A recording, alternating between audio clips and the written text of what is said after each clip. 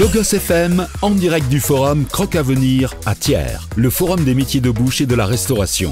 Avec notre partenaire, la communauté de communes Thiers d'Or Montagne. Et nous voici toujours ici en direct de Croc Avenir, deuxième édition 2025. À mes côtés sur notre plateau, nous recevons Stéphane Rodier, le maire de la ville de Thiers. Bonjour Stéphane Rodier. Bonjour. Merci beaucoup d'être avec nous. Deuxième rendez-vous, deuxième édition de Croc Avenir. Première question, est-ce que vous êtes déjà fiers de cette initiative portée entre autres par vous au sein de la communauté de communes Thiers d'Or et Montagne? Est-ce que cet événement est important? Est-ce que cet événement est vraiment une vitrine pour les jeunes qui viennent aujourd'hui découvrir tous ces métiers de bouche? Alors, peut-être ce que l'on peut dire, c'est que par rapport à la première édition, il y a un pas de côté, puisque nous sommes dans le lycée professionnel Germaine-Tillon qui nous accueille. Et je remercie vraiment les équipes de Germaine-Tillon et tout particulièrement les proviseurs qui permettent à cette édition de se tenir dans ce lieu. Et le territoire, avec à sa tête Tony Bernard, avec Sophie Delec qui est vice-présidente en charge du commerce, nous avons vu comme priorité toute l'offre de formation.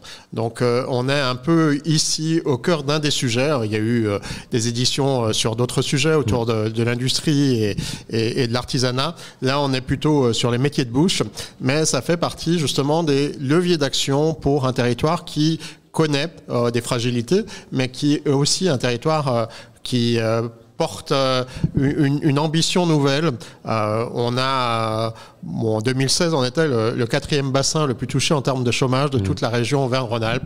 Aujourd'hui, on a 1,3 des moyennes depuis 2 mois. Donc, on a refait une grande partie de notre retard et l'offre de formation va permettre petit à petit d'orienter nos jeunes en direction de métiers d'avenir. Donc, c'est un peu effectivement une fierté pour nous de pouvoir renouveler cette opération au service de ce territoire. Alors c'est vrai que Thiers est connu pour toute son industrie. C'est aussi peut-être une manière de montrer une alternance, autre chose qui est possible aussi de faire ici à Thiers. Alors oui et non, parce que l'industrie en question, l'industrie historique, c'est la coutellerie, et il y a un lien direct quand même entre les couteaux et les métiers de bouche. Et on n'a pas l'habitude ici de séparer, mais plutôt d'offrir les chances à l'ensemble de notre jeunesse de choisir ce qu'elle préférera dans toutes les offres possibles pour les métiers d'avenir. Et on est aussi sur un territoire de parc naturel régional. Donc, comme j'en suis le président, j'insiste aussi là-dessus. On porte en commun avec le Grand Clermont un projet alimentaire territorial avec pour ambition de repenser depuis ce que l'on appelle la fourche jusqu'à la fourchette, c'est-à-dire le monde agricole, la transformation des produits, la logistique des produits, la consommation des produits pour avoir une assiette saine à un horizon de 30 ans. Et donc, ça veut dire qu'il nous faut être accompagnés sur ces missions-là par l'offre de formation autour des métiers de bouche. Voilà, si on comprend bien, c'est vraiment un circuit court entre le producteur, l'éleveur et ce qu'on va retrouver dans notre assiette. C'est exactement ça. C'est relocaliser des productions agricoles qui ont disparu. Si on regarde un peu notre territoire, le Grand Puy-de-Dôme, on n'a pas obligé de s'arrêter simplement aux frontières de la ville de Thiers. On importe pratiquement la totalité de nos fruits et légumes. Donc, dans le projet alimentaire territorial, en particulier, a été fléché les fruits et légumes comme étant une priorité du territoire. Et quand on regarde les linéaires sur le livre de la forêt, si on ne faisait rien, donc depuis 2017, on a commencé à changer un peu ces dynamiques, on devrait importer du fromage sur notre territoire, ce qui est quand même un peu contre-intuitif, et ce qui montre que dans le travail de cohérence des politiques publiques, le fait qu'il y ait ce projet alimentaire territorial, le fait qu'il y ait toute cette réflexion autour des formations, c'est quelque chose qui est cohérent et qui permet d'imaginer le territoire de demain avec une assiette saine, avec les lipides, les glucides, enfin tout ce qu'il faut dans l'assiette, tout en ayant en tête aussi les produits que l'on peut cultiver sur ce territoire, c'est-à-dire comment on prend en compte par exemple tout ce qui est en train de se passer à l'heure actuelle avec le dérèglement climatique, c'est-à-dire quelles ressources en eau, pour quelle production agricole. Ça, c'est des choses qui peuvent se penser, mais il faut les penser sur long terme.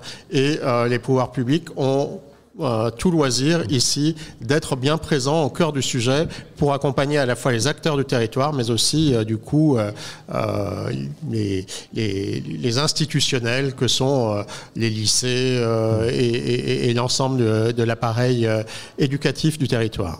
Alors la formation, on est au cœur ici de la formation. La formation, c'est une petite graine qu'on plante et qu'on fait pousser.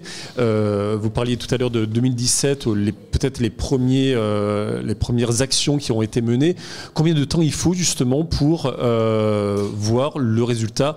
Un jeune qui va rentrer peut avoir, je crois, un CAP en 2 ans. C'est ça, donc au bout de 2 ans déjà, le jeune peut être diplômé. Alors, moi, ce que je tiens à mettre en avant, c'est vraiment, au-delà de la présentation d'aujourd'hui, c'est le travail de lien qui a été tissé avec les différents lycées et le territoire.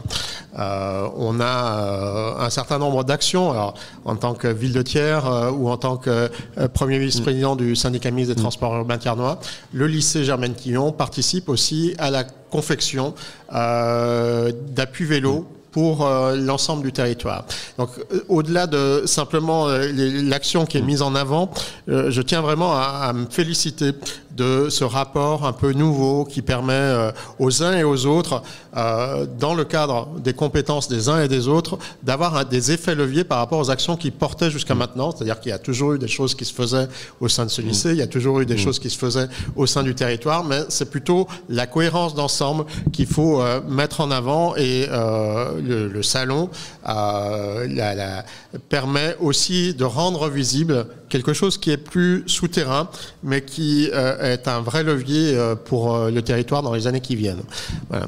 Vous, en tant que maire de Thiers, on a connu Thiers dans plusieurs facettes. Aujourd'hui, le centre-ville, notamment de Thiers, reprend vie petit à petit. Donc, c'est pas non plus du hasard. C'est aussi une politique qui est menée, des choix qui sont menés. Justement, est-ce que ce type de forum encourageait ces jeunes peut-être dans des métiers sur lesquels ils n'auraient peut-être pas pensé?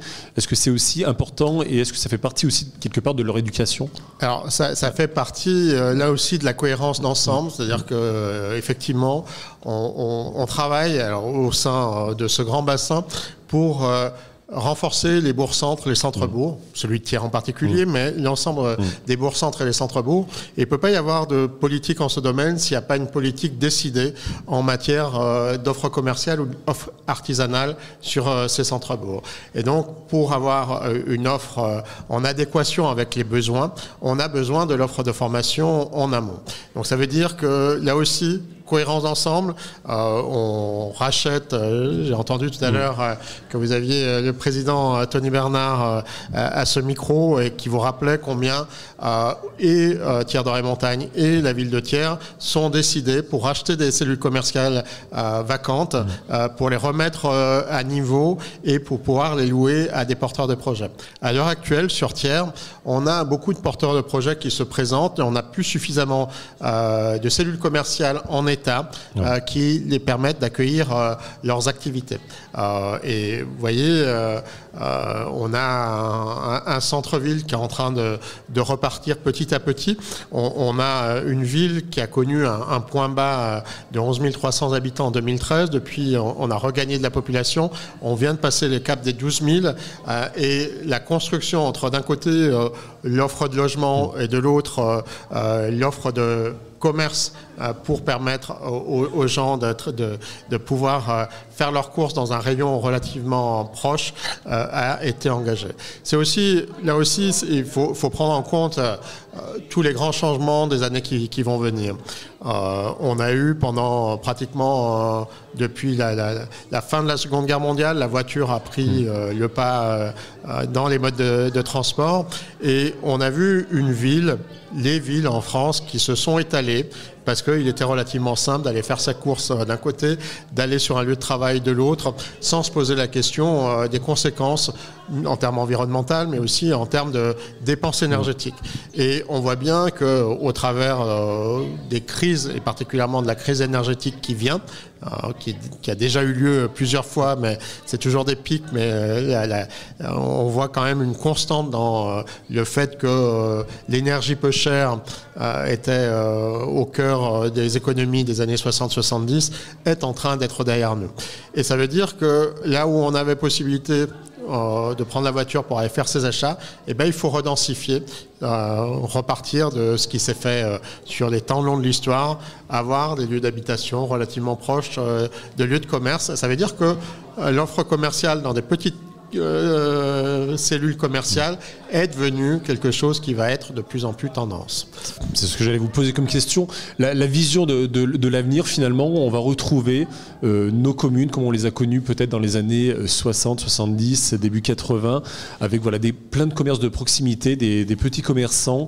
Alors, il y a beaucoup de débats. Certaines villes, en France et d'ailleurs sur l'Europe ou le monde, travaillent sur ce qu'on appelle la ville des 15 minutes, c'est-à-dire autour du lieu de résidence, que dans les 15 minutes, on puisse faire ses courses, on puisse faire un grand nombre de choses qui sinon demandent de prendre des transports autres, et particulièrement la voiture. Donc, bon, nous, on est encore loin de ça, hein, mais petit à petit, on reconstruit quelque chose qui soit cohérent. Donc, l'offre de formation pour penser après les commerces de demain, pour repenser l'urbanisme. Et il y a une grande cohérence d'ensemble que l'on essaye de dégager pour les années qui viennent. Donc voilà, on l'a bien compris. Et le titre Croc à Avenir n'est pas mis par hasard. C'est vraiment voilà, l'objectif d'avoir tous les éléments pour cette projection peut-être dans les années à venir. Exactement. Alors, une phrase de Paul Éluard, il n'y a pas de hasard, il n'y a que des rencontres. Aujourd'hui, vous êtes sur un lieu de rencontre où on met en lien des jeunes avec des rêves. C'est aussi important que la jeunesse conserve des rêves dans les temps actuels et rencontre des professionnels qui sont eux-mêmes passionnés par ce qu'ils font. Et c'est souvent par la passion, une grande phrase de Hegel, la passion qui change l'histoire. Donc, voilà. Que cette passion-là déferle à la fois sur le territoire et sur la ville de Thiers. Très bien. En tout cas, on finira là-dessus. Merci beaucoup, Stéphane Rodier, d'avoir été avec nous. On rappelle, un Croc Avenir, c'est tout au long de cette journée, aujourd'hui jusqu'à 17h, ici, au lycée Germaine Tillon de Thiers. Merci beaucoup. Merci à vous.